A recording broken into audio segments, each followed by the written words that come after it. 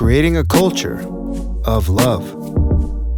I'm calling attention to a broken system that needs to be addressed. It really clarified as, oh, this is what loving myself means.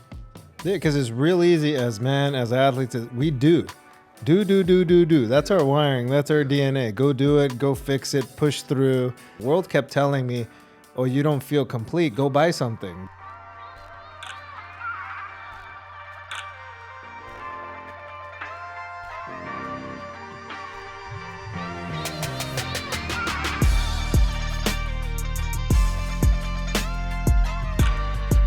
I've had these moments looking back at my career going, man, why didn't I pick a school that had massive tradition, or like a USC or Notre Dame or somebody who just had this massive history? Yeah.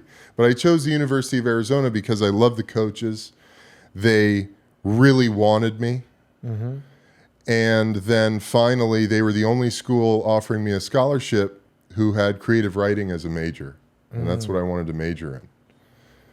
Around my sophomore year of high school, I realized you can major in creative writing, and I've always loved storytelling and writing.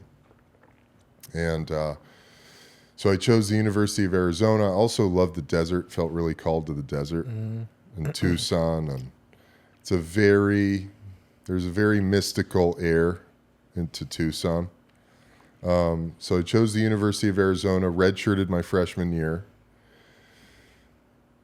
My freshman year, that was one of the most difficult times of my life because I'd gone from being the guy to being a red shirt. And as a red shirt, even though the coaches were I was still very high on everybody's sense of being a guy who's going to contribute. Yeah.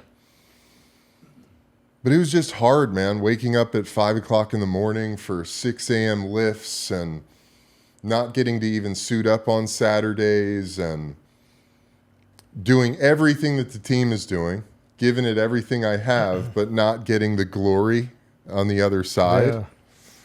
And I remember it very vividly. I found myself walking around campus with my head down a lot my freshman year. And coming back from Christmas break, the season had ended, semester ended. My freshman year, we weren't that good. I mean, it was very much a building phase for the first couple of years I was there. We had Mike Stoops as a head coach. He had come from Oklahoma. And I came back from Christmas break and just felt renewed in my commitment and love. So I just gave it everything I had. By the end of training camp, I was starting right tackle as a redshirt freshman, and just kept, I was surrounded by great people who really pushed me and lifted me up and helped me see my potential as a football player, as an athlete. And I worked my ass off. That inner rage really fueled a lot of it, a lot of the drive. And started my redshirt freshman year every game. Next year, started every game, getting all Pac-10 honors.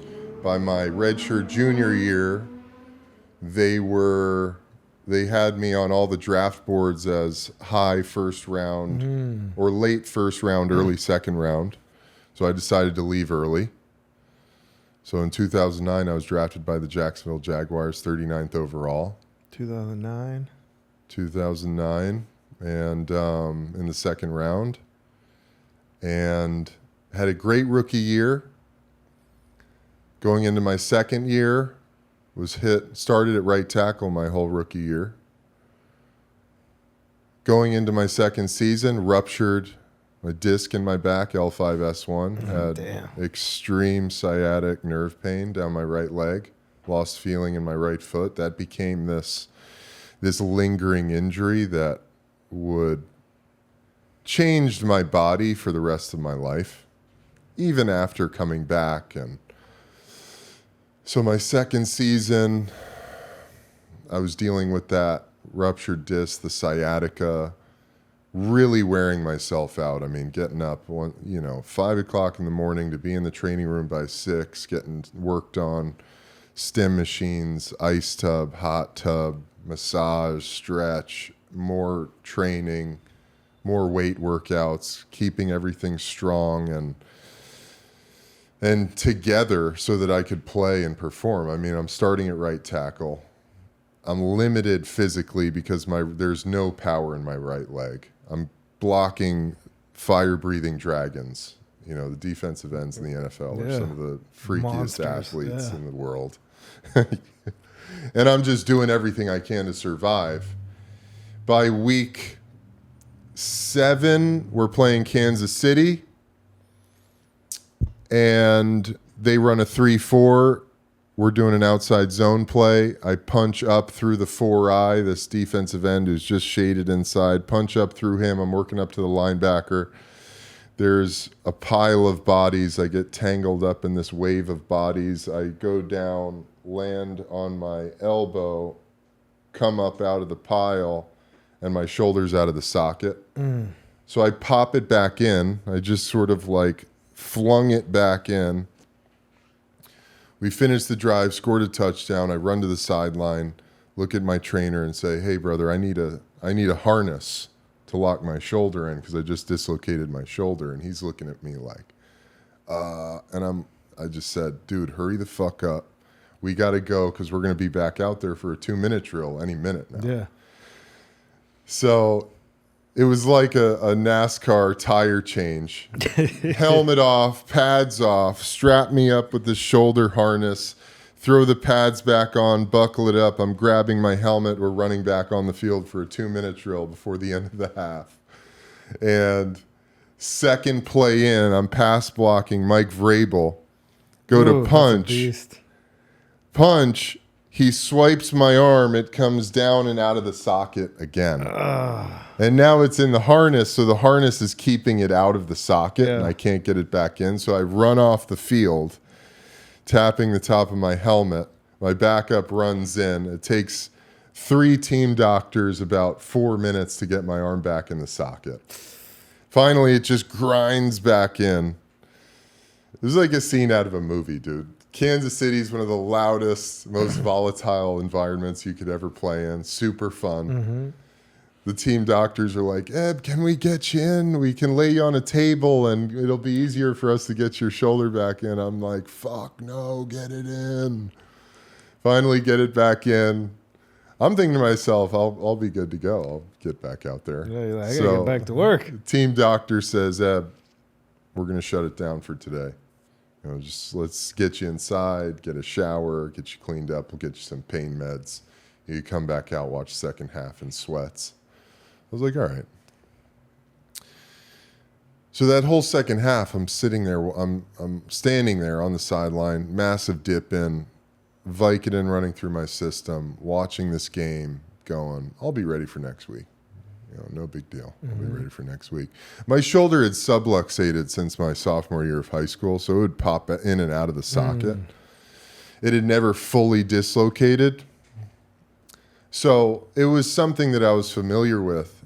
And then after the game, Team Doc came up to me and said, "Eb, I'm putting you on injured reserve. I can't clear you to play. You got to go have season-ending shoulder surgery right away." Damn. So that was the first time in my life I'd been sat down in my football career by an injury. And, in tears on the bus, calling my family, telling everybody what happened, and had the shoulder surgery down in Alabama with Dr. Andrews, Dr. Jimmy Andrews, who's sort of legendary as an orthopedic surgeon. He did a great job. Right shoulder is better than the left at this stage. Worked my ass off, came back, but the back never got fixed. So I'm still dealing with this ruptured disc, sciatica. Also, pile on top of that, the lockout happens. So this was going into 2011.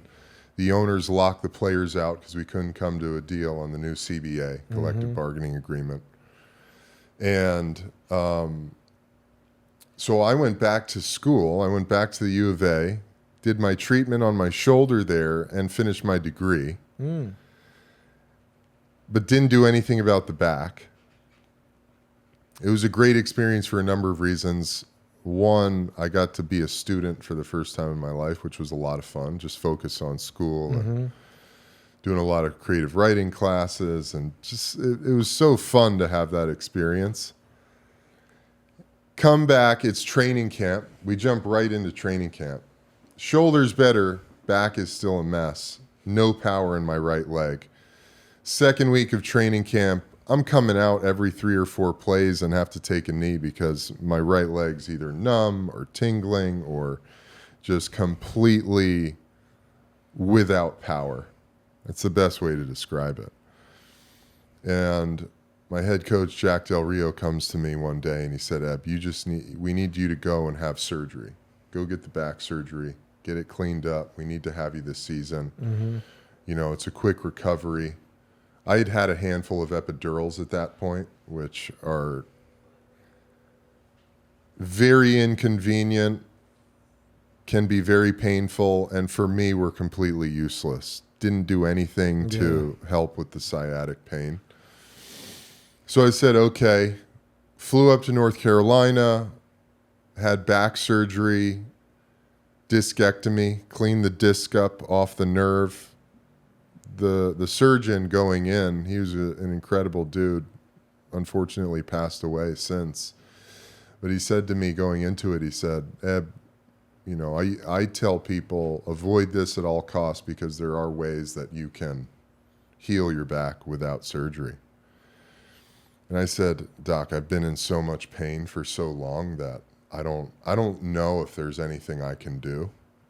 And after surgery, I woke up in the room and it felt as though somebody had pulled the piece of glass out of the electrical circuit board of my body. Like I went from being on complete high alert fight or flight for the last 2 years to being totally peaceful and calm inside. And he said to me after surgery that when he opened it up, he couldn't tell where the disc ended and the nerve began. It was so mashed together.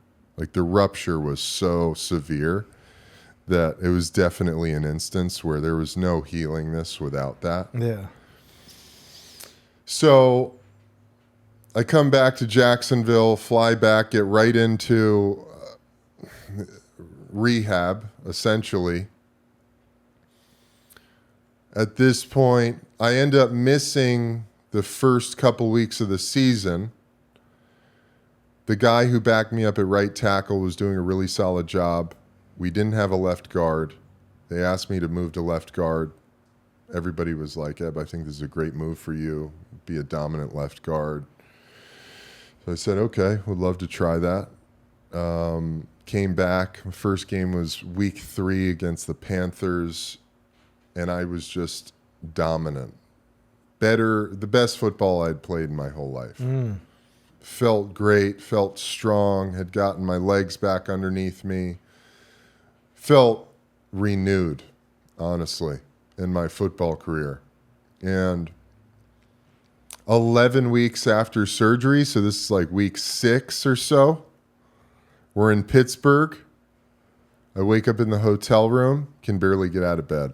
My back is completely spasmed. It's totally seized up. I have to shuffle into the bathroom and like hold onto the sink to sit down. And I'm just thinking to myself, I'll be fine. I'll pop the pills. I'll get warmed up. I'll be ready to go by game time. And get to Heinz Field, go right into the training room, get on the table. I tell my guy, Justin, like, dude, I'm in bad shape. I'm in a lot of pain. I need you to help me get my back warmed up and loosened up. So he's working on me for about 45 minutes. Theragun, heat pad, stem, stretching. After all of it, he said, all right, Eb, time to, if you're not warmed up by this time, like, what are we going to do? So I go to push myself up off the table, can barely push myself up. My back is totally locked. Still, I'm thinking, okay, I go lie down in front of my locker, do some back opening exercises, like windshield wipers, and just like doing what I know how to do to get out of this. Close my eyes, I open my eyes, and it's my head coach, offensive coordinator, O-line coach standing over me looking down going, Eb, are you going to be able to go today? I said, yeah. And I could barely get up off the ground. And they're like, okay, Eb, we're going to sit you down for today. Just, you've been working your ass off. You need a day of rest. We're going to give you the week off. You know, so a rookie Cam, he stepped in and started that game. I was going to play right tackle. There were some injuries happening and just moving around. So long story short there, it took about another month to realize there was an infection in the disc. And which really culminated in me one Monday morning. I drove into the players' parking lot, parked my car, was walking into the facility, and my legs totally gave out. My back completely seized. I was brought to my knees and had to be helped into the training room. They did a few MRIs, and it was the second or third MRI where they realized there was an infection in the disc. And put me on 8 weeks of intravenous antibiotics. I was done for the season, lost like 30, 40 pounds. Damn. During my time, they just had me stay at home because I had a nurse coming to my house every day to inject me with intravenous antibiotics. And one morning I turned on the television. My morning routine then was like, get a cup of coffee, hit the couch, turn on the Today Show, and just sort of zone out for the day. And I see the team has been sold, head coach is fired. And it was just starting completely over, chaos, complete mayhem. And, you know, the next year they brought in a new head coach who him and I really didn't get along. And it was just like, for whatever reason, I don't even know why. Maybe he just wanted, you know, it's like a thing of him wanting his guys, and I just didn't fit whatever he was looking for. I was coming out of injuries. And so I worked my ass off to get back. That season was a disaster for everybody. I was benched halfway through the year after fighting my way back from a low high ankle sprain. I totally shut it down mentally. Went from being, you know, the golden child to being completely exiled, really seeing the business of football. Yeah. I was starting to become one of those aged players that sort of like you're old enough to be, your minimum payment is high and it's cheaper to just put a young, fresh body in there. And the injuries that I've had are not good ones to have as an offensive lineman, back injury in particular. So I was in this very strange place, and the team went 2-14. It was just a dismal year. And so by the end of my fourth year in the NFL, my last year in Jacksonville, I thought I was totally done. I was just like, I'm done with this. Like, time to move on. I've been crushed. Like, heartbroken, soul crushed. I don't even know what I'm doing here anymore. I'm not having fun. My body's not working. I had a few phone calls. The most important one was with one of my teammates, Brad Meester, he ended up playing 14 years, a 14-year vet, all with the Jags, starting center. And he said to me, Eb, every year I think to myself, I'm done. And then I come back and I just take it one day at a time and I find that love for it again.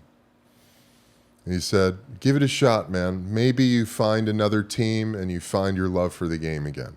Maybe you go to another team and you realize you're done. Yeah. But either way, you know. So I really took that advice. I got 2 calls, one from Seattle. They flew me out to Seattle, worked me out. They weren't ready to sign me, flew back to Jacksonville. Like the next day I flew to Chicago. They wanted to work me out. Worked out for Chicago. They wanted to sign me right away.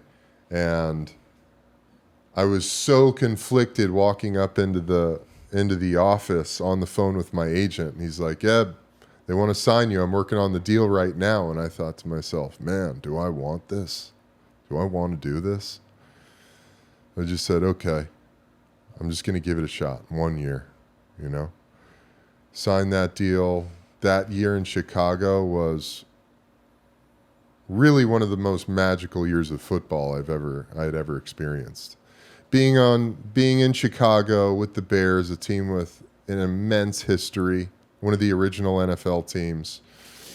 Was that 2012? That was 2013. 2013? Mark Trestman. It was Lovie Smith had just been fired. There was a lot of turmoil, but the defense was incredible, like turnover machine. The offense had a lot of weapons, and they had this fresh energy with Mark Trestman, who was kind of a wild card. And that year we had a record-setting offense. We were 1 game away from winning the NFC North, 1 game away from the playoffs. We lost to fucking Green Bay last game of the season on a Hail Mary from Rodgers to win it. But it was just a magical season. I got to be the 6th man swing tackle, so there wasn't the pressure of starting. I carved out a really nice role for myself as the monster tight end. So I'd come in 20 to 30 plays a game.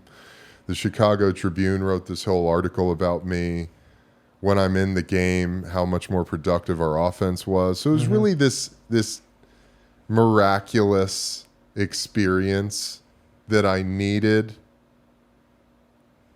to seal up my football career. There had been a lot of years on teams that had struggled, where I was the guy who had to lift everybody up and be the engine. And I got to have this experience of being on a team of guys who loved to play, who had fun playing in a city that loves their sports teams. And it was incredible. And then the next year it all fell apart. I got cut at the end of training camp after tearing my quad. They signed me back after week 1 because everybody got injured in week 1 against the Bills. And then the team just it was back to, the business of football. And my appendix ruptured during the bye week. Damn. So it was just the universe going, it's okay, Eb, you can be done now, So I came out of football after that last year in Chicago, and just little by little, I was in the light at the end of the tunnel. I was like, okay, what am I going to do now? And so my wife looked at me and said, well, Eb, now it's time to write your book. I had this stack of journals from, throughout my life, football career. And I started working on that. And my football agent handed me over to the literary agent, and we put together this big book proposal, which turned into an article that I wrote for sportsillustrated.com, the little editorial section they have called The Cauldron, called What Does It Take to Stay in the NFL? It talked about my experience dealing with injuries and pills and depression and anxiety and cannabis and Adderall, and just like this the behind the scenes look of a year as an offensive lineman. Got a lot of attention. I got calls from old teammates saying, dude, thank you so much for sharing this and bringing light to this thing that we're doing. I got calls from my old athletic trainer saying, what the fuck are you doing? How could you say this? You threw us under the bus. Where I was like, dude, first of all, I didn't call out anyone's name. I'm calling attention to a broken system that needs to be addressed. They're just calling in from their guilt, right? Exactly, dude. And that was the launch pad for everything I've done in my life after football, and starting with this action of speaking truth, getting into integrity in myself, speaking truth about my experience and sharing, storytelling. That led me into cannabis advocacy. Cannabis as medicine for athletes, particular people who have experienced traumatic brain injuries. And the whole journey of self-acceptance, reconciliation, learning about who I was underneath it all. Mm-hmm. And we've made our way here. Now we dive into some deeper meat and potatoes. Yeah, exactly. No, well, thank you for sharing all of that. And at this point, we haven't even done a proper introduction. We just started chatting. Welcome to the show, Eb. Thanks, bro. Thanks for being in here. Thank you for sharing that. You know, it's such a fascination because we fascinate, and we look at people in the NFL, and we're like, oh, imagine if we were them or this or that. But I think we really fixate on the top of the table. Like the careers like Brady, those are once in a lifetime. Even look what just happened to Aaron Rodgers, and he's turning 40. He's had a really long, prolific career. A lot of people don't have these long careers. We've got Kelsey with the Eagles.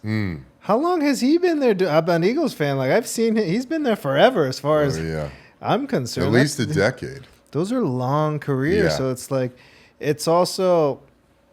Some people can have the long career, some people cannot. But that's not the average expectancy. So, you know, maybe some of the things is talking to the youngins and saying, hey, you could be out in 4 years. You could be out in 1 year. Maybe you go 20 years. Mm-hmm. You never know. Yeah. The average is like 2.3. Wow. I made it 6, you know? Yeah. Going in, I wanted 10. 10's a fucking long time. That's a decade, yeah. And at our ages, at our body, and like, you know, the older I get, my performance hasn't really decreased. It's the recovery.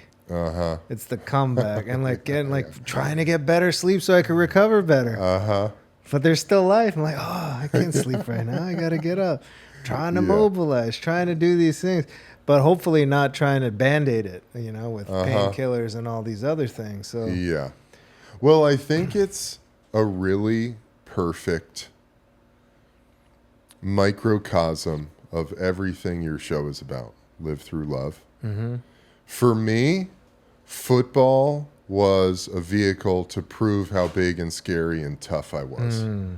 It was never about I loved the game. And those guys who play for that long, they fucking love it.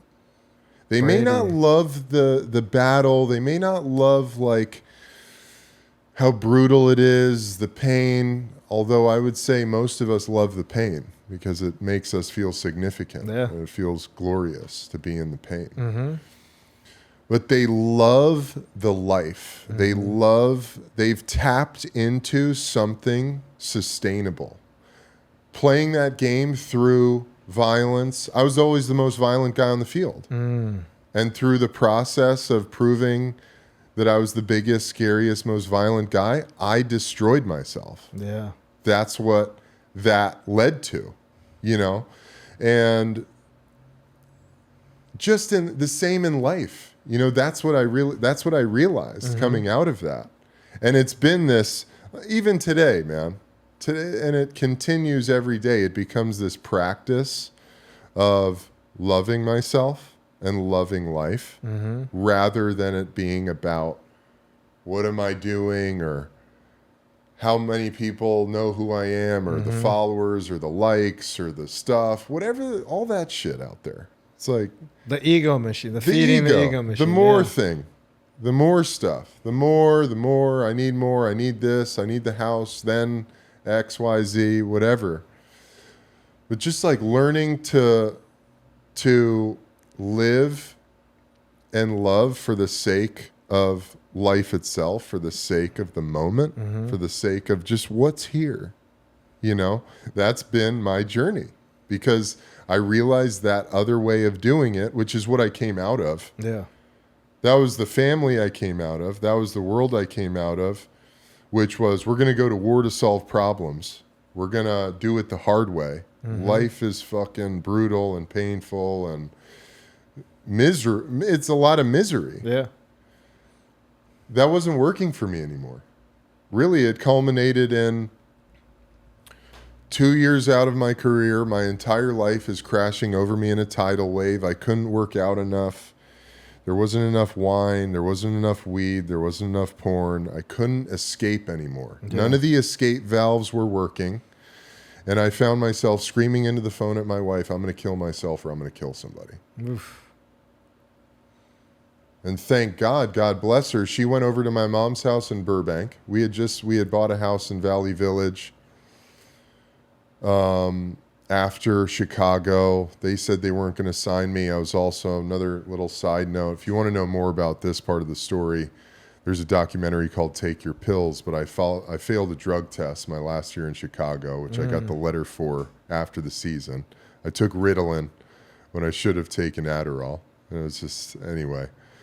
I had a therapeutic use exemption for Adderall, was out of my Adderall prescription. A buddy of mine had Ritalin. I thought, hey, it's for the same thing. I'll be fine. Get drug tested that day. Months later, get the letter. I failed. I got a 4-game suspension going into the next season. Damn. So all the pieces are falling in, but it was just another thing from the universe going, Ed, it's okay. Yeah. You can be done, man. You don't have to prove anything else, So we moved back to LA, and I'm just there trying to figure it out, slowly but surely. There was relief at first. I think for every guy who's ever stepped on a football field, there's this lingering thought of, when am I going to be done doing this? Like, when am I done? Because it's so cyclical, year in, year out. You get into a serious rhythm with it when you're really in it. I mean, high school is, especially playing high school football in California or Texas or Florida, this is a real deal, man. Hey guys, hold on real quick 1 second. Street cleaner. Yeah. God bless him. Normally pretty quiet, but that was pretty loud. Alright, you good? Sound good? Yeah. Alright. So there's this lingering thought of, when am I going to be done? How long am I going to do this? Because it's this constant love-hate relationship with it. It's like, it's a lot of fun, but it's fucking hard. It's painful. There's a lot of injuries. There's a lot going on. When am I going to live life? I can't really do what my buddies are doing, who are going and having fun on their summer or whatever it is, So at first, I knew I was done. There was a moment in Chicago coming back from the ruptured appendix where, once again, I was hospitalized for a week, had to have an emergency appendectomy here in LA, had come back to have my jersey retired at my high school, was at the ceremony, standing on the sideline watching the game afterwards. I'm doubled over in pain, think I've got food poisoning. My whole family's there. It's also like my birthday weekend. And by the time we're supposed to fly back to Chicago, I said, I need to go to the emergency room. Like, something's seriously wrong. So I had this emergency appendectomy, blah, blah, blah. Come back to Chicago a week later. They tell me, just going to get your body back. Take your time. Get back in the weight room. At that time, I couldn't even work out because they had to keep doing blood tests to find out if there was any bacteria, so I wouldn't go septic, and it was a mess. But I'd finally worked myself back. There was 2 or 3 games left in the season. I just started practicing again. I'm watching the film, watching myself in practice going, man, what am I doing here? I'm in pain from my big toe to the top of my head. My hair hurts. My hair hurts, exactly. And I'm thinking, this is glorious. And this coach back here, God bless him, he doesn't give a shit, man. If I walked out of here today with a box of my shit, they'd just plug somebody else into my spot. I thought, what am I doing here now? There's a million places I would rather be. That thought, I knew I was done. because you can't play football with one foot in the door. You're going to get yourself hurt. You're going to get somebody else hurt. Yeah. So that being said, I came out of that season and knew that I was done. And all of these things just kept coming that validated that sense. So anyway, we decided to move back to LA. And initially it was this immense relief. But then pretty quickly it descended into, holy shit, what am I supposed to do with myself? Like, who am I? What do I even like? Your identity is now gone, right? Completely gone. And this thing of creative writing and being a writer, I'd always had this undercurrent beneath the football pads, beneath that warrior persona of, I want to write books, I want to make art when I grow up. Even with that, I came out and had no sense of self. A lot of guys don't even have that. It's just football all the way. Yeah. So even with that undercurrent, there was still like, I don't know how to relate to anybody. Every relationship I have has been coming through this prism of me being a superstar athlete, me being the center of the world. And now I have very little communication skills or ability to relate to anybody. I don't know how to make money at all. I don't know who I am. I don't know what I like. On top of that, I'm riddled with doubt, shame, the everyday conversations of, oh yeah, I just got done playing in the NFL. Then the response of, well, you're still young. Why aren't you still playing, man? You should keep playing. And then I'd be like, oh, fuck, Yeah, you go play. yeah. So just the immense realization of all of that stuff, this fog of confusion, disconnection, not knowing anything, not even knowing that I know nothing, like thinking there's a way to do it or that I got to beat my head against the wall or make it happen. All of that stuff just coming crashing over me and doing my best to figure out which way to go. And it ended in this, it basically culminated, manifested, apexed at this phone call where I'm yelling into the phone, telling my wife I'm going to kill myself or kill somebody. She goes to my mom's house, is in tears, says, I don't know what to do with him. I don't know how to help him. He's really struggling. And at that time, I'd started a CBD company with a bunch of people, and I was driving out to Chatsworth every day, which was a trip with a guy who was a former porn producer from Coney Island who made sex toys, and now he was like getting into doing CBD. So it was perfect. And by the time I got to the office, I had a call from my mom, and she said, Eb, how you doing? And I could barely breathe. I was just choked with shame and guilt and horror. And she said, Eb, why don't you come over for dinner? So I said, all right, Mom, I'll come for dinner. So I went over to my mom's house for dinner, the house I grew up in. And it's my mom, my aunt, and my brother Gus. And sitting there, they just start talking to me about our family disease of alcoholism. And there's tools and got 12-step programs. And Al-Anon in particular, my brother had been going to this all-men's Al-Anon meeting for the last couple of years and was really starting to learn some things. Gather some tools. And I was just completely surrendered at that point. Completely on my knees, whatever, give me something. So I went to this first Al-Anon meeting, all men, and the guy started talking about his childhood, and it was like he was telling my story of my life. And I went in there just cloaked in a black cloud of darkness and totally shut off from the world. And it blasted my heart open. I spent the next hour in tears and just found a little breathing room. You know, came out of there. It was like the sun had just peeked through the clouds and I could take a breath again for the first time in probably my whole life. And that was really the moment, man. You know, you were talking to me. We were talking on the phone about, you know, what was the moment where you realized you didn't love yourself, or you realized you had to start loving yourself.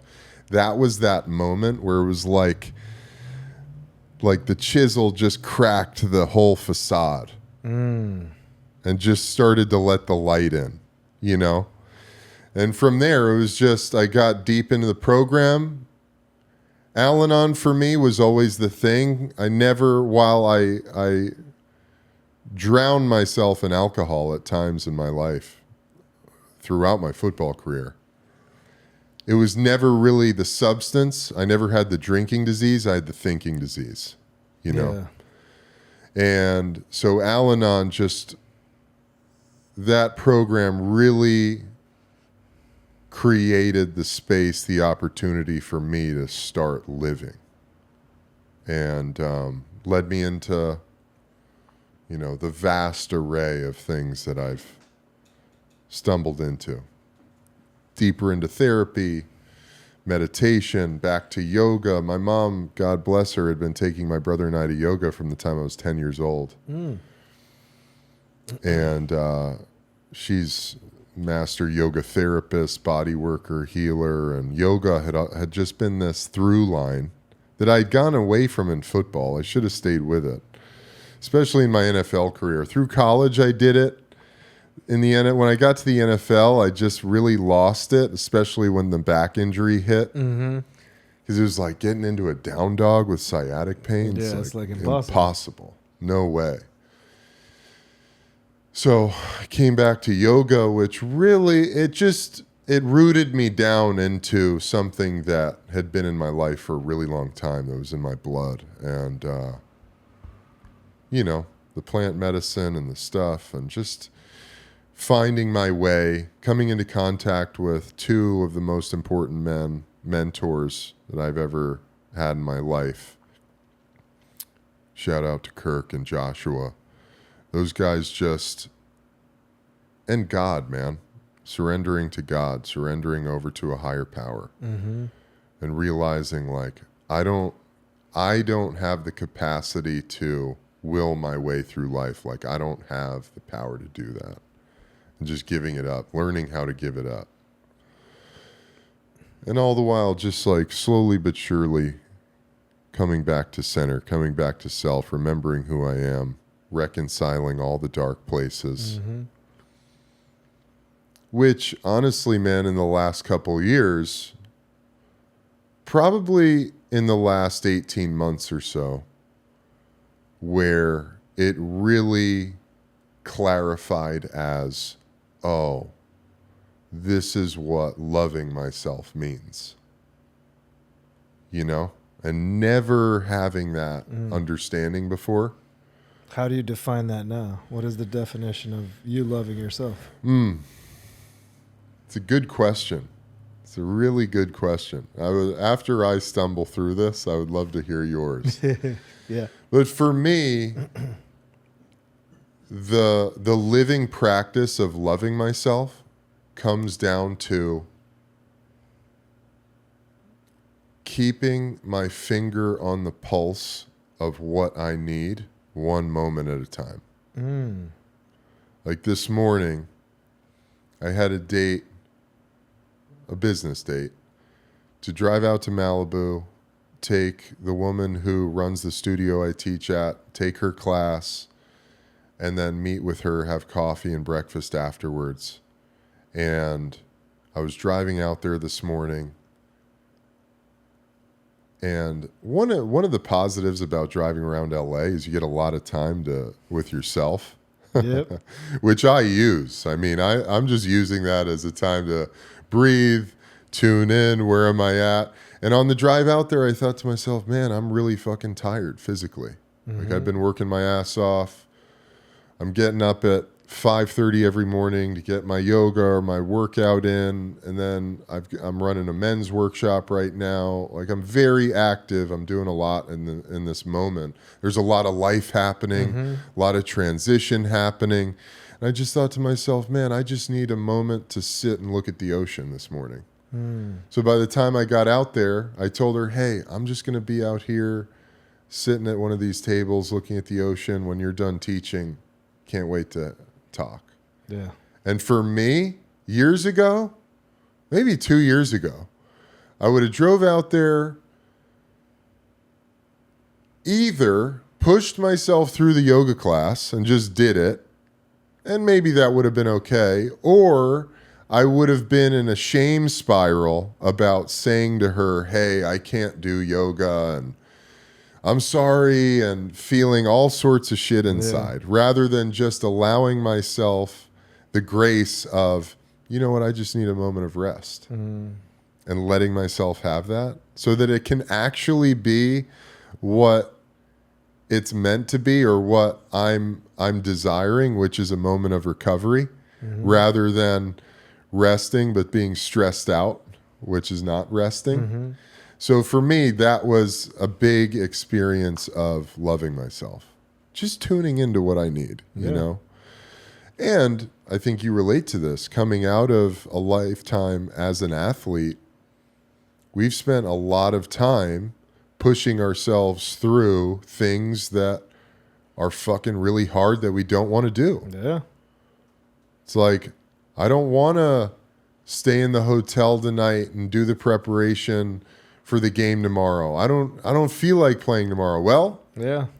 buckle it up, bro. You're fucking getting out there. You're Yeah. starting at right tackle. You know, there's no choice. Just little things like that. And another big thing is when I'm feeling low or beat up,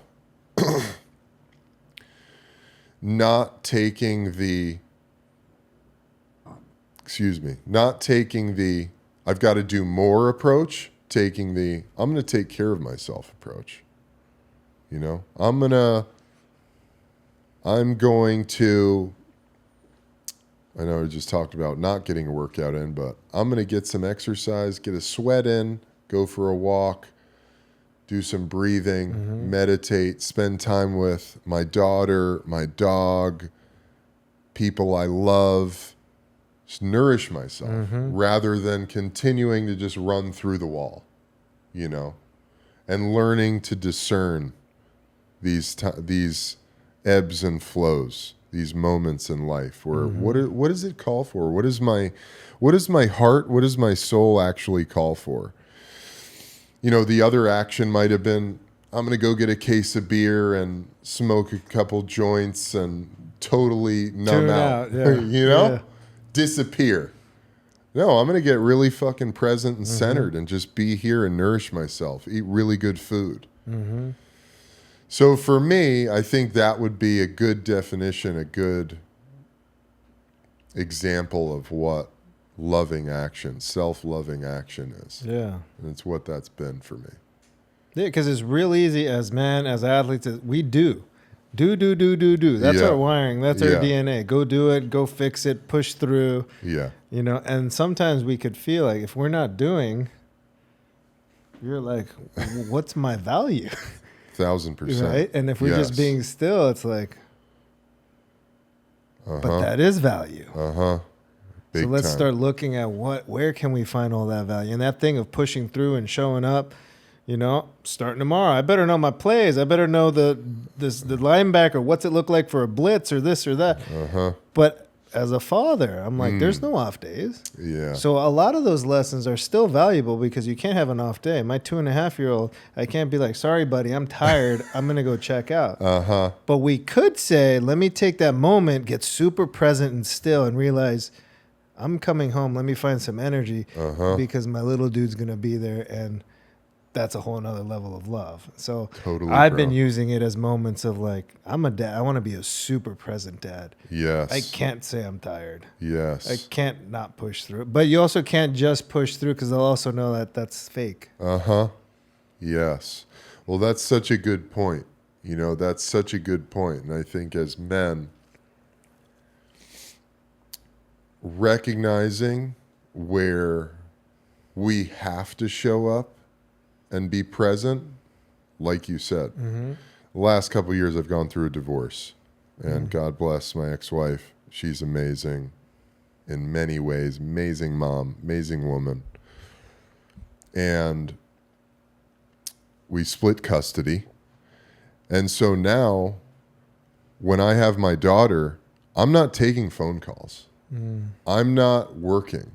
Whereas in the past, I might have been multitasking in a million different directions, trying to do something in the angst of I'm not creating something, I'm not doing a podcast, I'm not doing X, Y, or Z. And so then my time with my daughter is very untethered, disconnected, not present, right?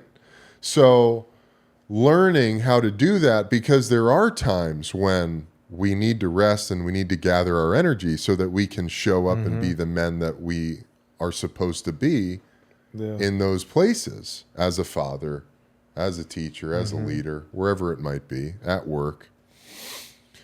Because otherwise, then you end up getting to the place where you're just an asshole walking around. Yep. And what good is that doing for anybody, including yourself? Nothing. You know, and I'm too fucking big, dude. I'm too big to be walking around growling at people Yeah. or being pissed off. You're a Viking. Totally, man. You know, I was thinking this thing the other day. Is we were in the grocery shop, and a student of mine from yoga was walking in. I was going out, and I was like, "Yo, Govind, how you doing, man?" And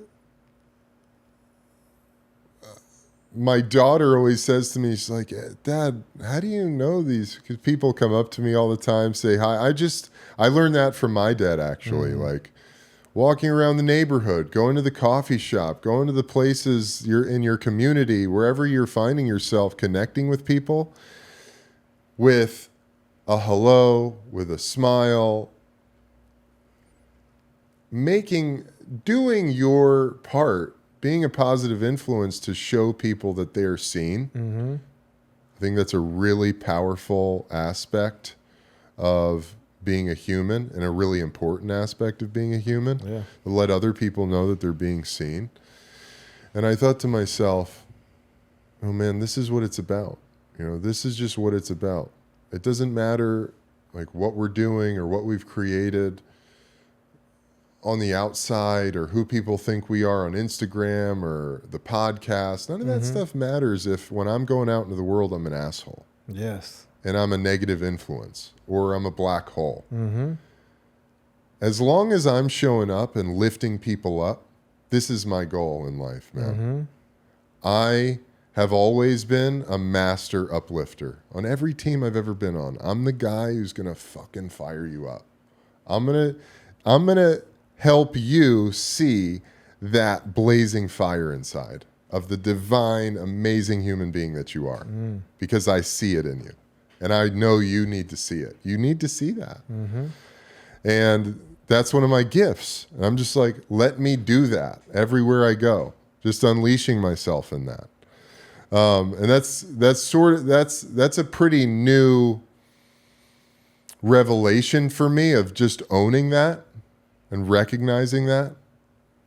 Because like you said, as a man, where I come from, all of the stuff, it's so goal oriented, it's so success oriented, whatever that means, money, fame, you know, all that stuff out there. Yes. Material. Surface level. Surface. Like, dude, none of that stuff matters. The only thing that matters is when you walk outside, are you a positive influence on the environment you're in? Yeah. You know, and that's just what I want to be. That's who I want to be. And the only way I can be that to the highest possible extent is if I'm super tuned in and tapped into what I need on a daily basis, so that I can rest and recover when I've got that space and time. And I'm not pushing myself so that then I'm angry and resentful. You know, that's another thing. Are we saying yes to just everything that comes our way? Or are we learning how to say no? The sacred no, man. Yeah. The sacred yes. Only say yes to the things you know you can commit to. Because when you walk around and you're saying yes to everything and everyone, inevitably you find yourself in that place going, why the fuck am I here? Why did I say yes to this? Yeah, I don't want to be here. And it's yes to people pleasing, or is it yes to stretching yourself out of your comfort zone? Yes. And more often than not, Yes. we're doing it to the pleasing it, Uh-huh. because we do want to say yes. Like, hey, you want to Of give course. a keynote in front of 1,000 people? No, yes, and I'm gonna pee my pants. But hey, do you want to? It's you're Uh-huh. right. So it's like, when do we say yes? Yeah. When do we say no? When is the opportunity actually taking us away from the right thing? And that's the power of saying no. Uh-huh. Yeah. Big time. Another self-love thing, man. Mm-hmm. You also said something on our call that completely resonated with me of we have such a bastardized view of love. We think it's, and self-love in particular, we think it's this like butterflies and rainbows and, Manicures and spa days. Yeah, manicures and spa days. Not to poo-poo those days, No. but yeah. Yeah, of course. I'm here talking about learning how to rest, Yeah. as a big self-love thing. Totally. However, the truth, the real essence of self-love is integrity and speaking words of truth and being able to set boundaries and being able to say the hard thing, Yeah. It can be really uncomfortable to say no. It can be really uncomfortable to say, hey, that doesn't work for me. Mm-hmm. But that is an act of self-love. That's a loving act for yourself and everyone involved. Because your words are magic. Your words will sign agreements that perhaps your mind isn't really, or your heart, more importantly, your heart isn't in accordance with. Mm-hmm. And when you do that, you create all sorts of messes and chaos and confusion. Yeah. So I think that's for me, because it's this interesting thing, right? I've been asked to talk about masculinity a lot because I guess whatever I'm doing has resulted in people viewing me as an example of divine masculinity. And I'm like, oh, that's interesting. I never really thought about it that way. Well, it's also like we tend to judge books by our covers. And you're a giant man. So if we looked up masculinity and said whose photo should go next to it, it would be your photo. But then we're looking at, well, what is true masculinity? Because that goes to the same thing that I say with love. We say it's Valentine's Day, rom-coms, and Hallmark. Like, that's not love. Yeah, exactly. So that's probably... Well, and where I was going with that was when people want to talk about masculinity, we can say all these words of what it is, the mountain, being the king, or whatever it might be. But like masculinity, love, they're things that we almost can't use words because they're really about how you're showing up. They're about how are you living? Like, what are the actions you're taking? How are you in relationships with yourself and everything else after that? And moment to moment. Moment Because to at moment. any given moment, it's a little bit different. Exactly, dude. So you say self-love is taking yourself to the beach. Well, anybody who hears that and they go, okay, I'm going to take myself to the beach, that's loving and that's self-love. Yes, and what are you going to do at the beach, though? Yeah, exactly. And you might go to the beach and you're like, I thought I was supposed to feel self-love out here, man. Do you take your journal with you? Yeah. But it's not about journaling either, right? Exactly. I think we're also just stuck in this space, in this society of red pill, blue pill. Give me the pill. And then I'm fixed. Yeah. Because we're scared of doing the work. Yeah. And it really, for me, dude, it's been a process. It's been about the work. It's about this moment to moment, painstaking. I don't want to use that word painstaking. Very intentional process of one moment at a time, tuning in, learning, reconciling, feeling, slowing down, getting out of the way of whatever, all the head, mind noise, all the stuff going on, because most of this is externally oriented. Mm-hmm. It's about how am I going to look? What's it going to get for me? What's it going to do? Is this moving me forward? All of those ideas, that don't really mean anything when it comes to feeling fulfilled, feeling loved, feeling whole. Mm-hmm. What's interesting with that, for a while I've had these conversations, and lately it's kind of strained away, but many people we end up looking at, we're all searching for just inner peace. Yeah. And if we're ultimately at that level of inner peace, we can be still. We can be love. We can be God, spirit. We could be all these things. But when we're in conflict inside of ourselves, we can't be any of that because we're pushing it away. So then we're angry and we're in shame cycles, and we're the total antithesis of peace. Yes. Which is why people are like, well, I can't meditate because I'm duh. I can't do yoga because I'm duh. Yeah, exactly. How, for you, I think that's interesting because I've stumbled on that myself. I would say, for me, what's the ultimate goal of life, of this existence? To find more peace, to experience more love. Mm-hmm. And then setting myself free from the bondages that I've kept myself wrapped in. Our own stories and limiting beliefs. And it's interesting when you get to that diamond essence of the human experience. We're here to love and be loved. Love that, dude. Love that. Yeah. When for you, I mean, this is so... I stumbled upon your art long before I knew who you were. Mm-hmm. Growing up in LA, and I met Adam, mm-hmm. our buddy. Shout out Adam von Rothfelder. Shout Strong out the coffee. man, Strong Coffee, the Strong family. But I met Adam, and he had something of yours. And I said, "Oh my God, I've seen that it's the love pattern." Mm-hmm. It's almost, for me, it's almost to this place where I feel like I've had dreams about it and I couldn't even say where it's come to me. Mm-hmm. And that's probably part of your intention. It just needs to be in the atmosphere, sort of emanating out. But I would love to know from you how this came about. How did it manifest in this form? Because there's a lot of ways that it could have come. Totally. Yeah. There's a lot of ways it could have come. Great question. How did it manifest in this form? So, I mean, if I look back, where do I even start to answer this?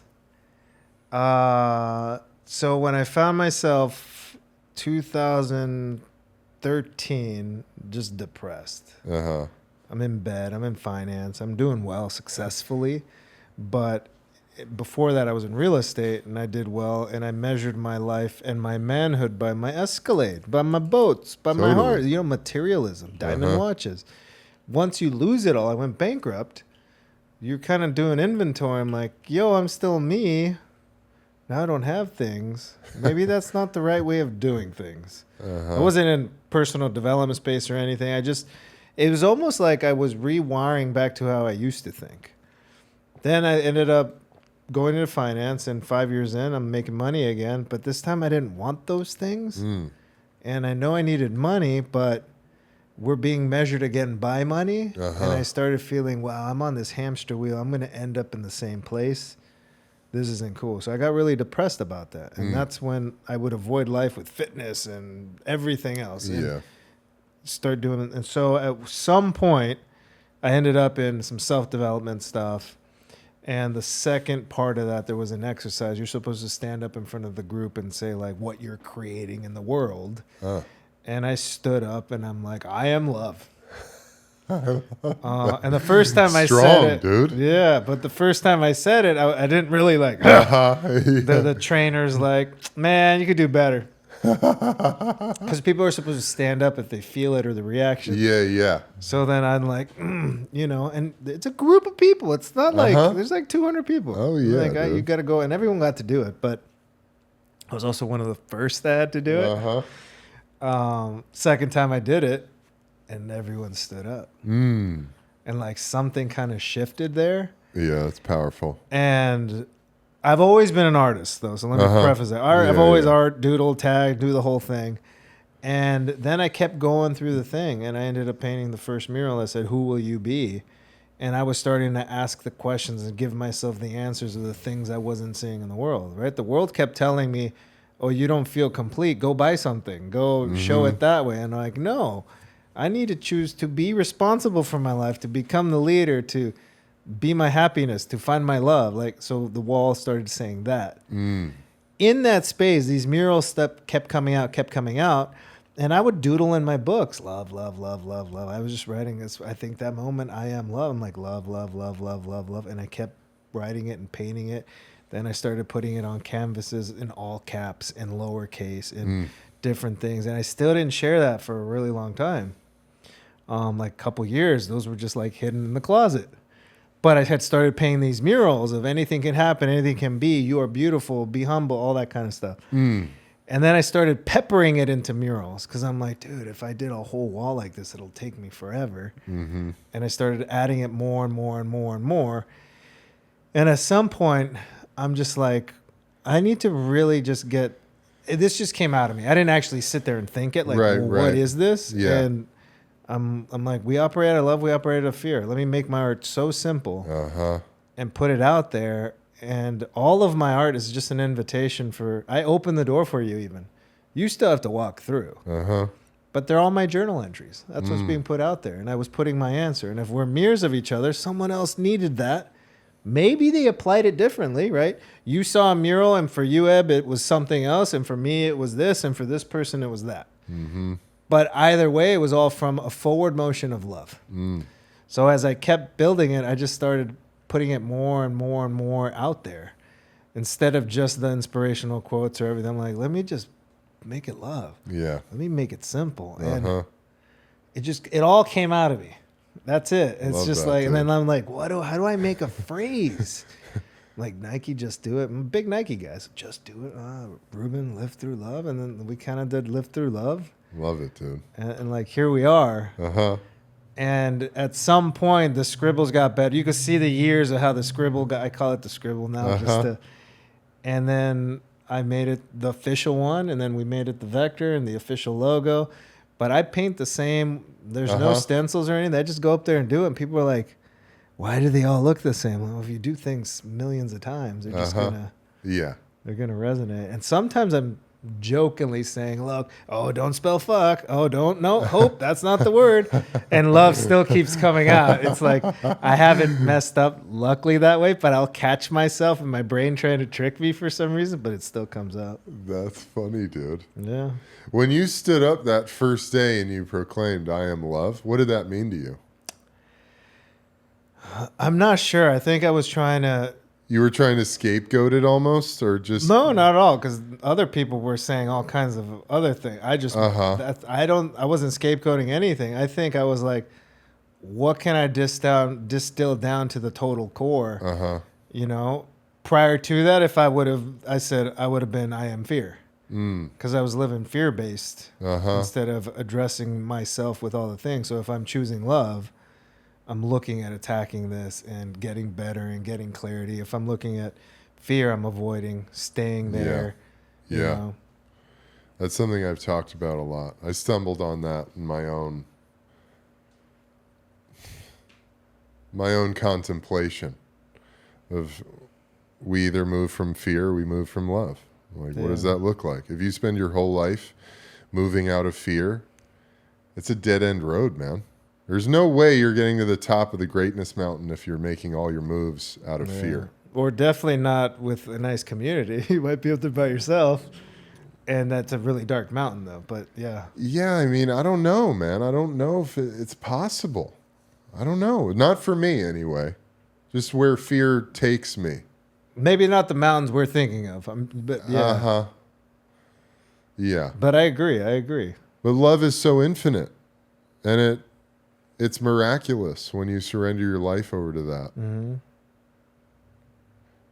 And if you're thinking about moving from love, like every day we come into contact with opportunities, situations, relationships where we can say the thing, do the thing that's fear-based. I got to do it because of X. If I don't do this, we're fucked. If I don't, Mm-hmm. Or you can move in love. And that has always just been expansive, takes my life somewhere that I couldn't even have possibly imagined. Mm-hmm. That's the miracle of life, is being able to move in love. Yeah. What a crazy thing. Like, how is it like that? You know? I've thought about this idea. I just finished this book. It's called Wild at Heart by a guy named John Eldridge. It's all about manhood, masculinity, fatherhood. And something that he talks about in there is this idea of the enemy or the devil. This book is in particular, he's a Christian, very Christian oriented, which I think is cool. And I've heard people use these terms like the enemy or the devil, and it's never really resonated with me before until he started talking about it in this book. And I immediately reframed it as, these are your demons. Or from a psychological point of view, this is your programming. Like, this is your conditioning. Your fear narrative. Your fear narrative, Yeah. Totally. Another way to put it. And then after I had read that chapter, it was late one night. I was cleaning up the kitchen before going to bed. And all of a sudden, this voice started coming in, these whispers of like, Eb, what do you think you're doing? What are you doing, man? You got nothing to share with people. You're not doing anything Little important. imposter talk right there. Uh-huh. And it was so crystal clear. I thought, here you are. The devil, the enemy, my demons, my conditioning. Here you are. Mm-hmm. And in a moment, I just started going, I know who the fuck I am. I know exactly who I am. I got a lot to offer this world. I'm doing a great job. Look at how far I've come, man. My life is a miracle. And that voice just like slinked away. It just dissolved. It evaporated. It was gone. And in the book, he talks about how when you confront the devil and you stand tall and in truth and courageously, the devil doesn't want any part of that. Nope. The devil's just going to beat down the weak and the ones who aren't willing to fight against it. And for me, like, that has been an important part of the process, because for most of us, I think, that stuff never really goes anywhere. It's always like, even all the work I've done, all the growth that I've been through, the spiraling upward, still, it may not be the screams or the hands on my shoulders, but it's like this far off whisper, and we still have to override it. We still have to confront it. That's choose every time. You choose love, man.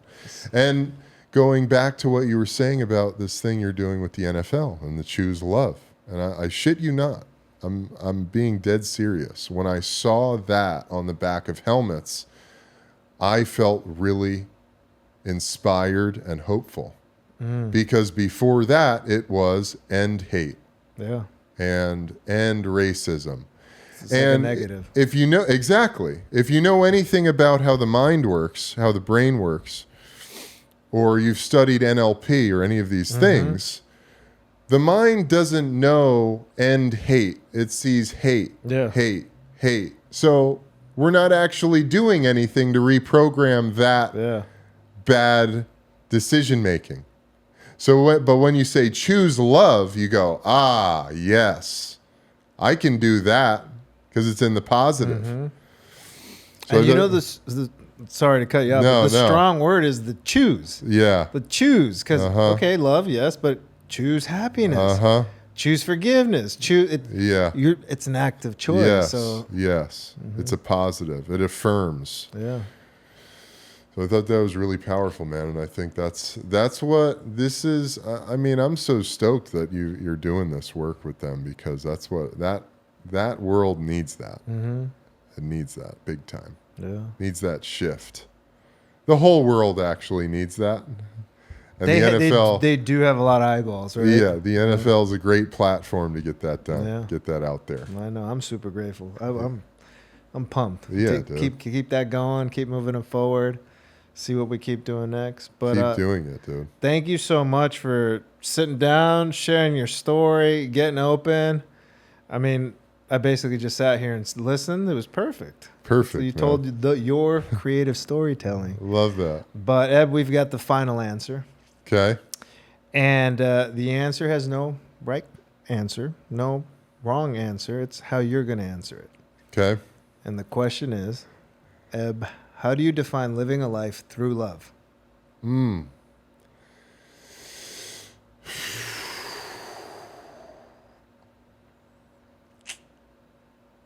I define living a life through love as waking up every day and choosing to cultivate more peace and more love in myself and every relationship in my life.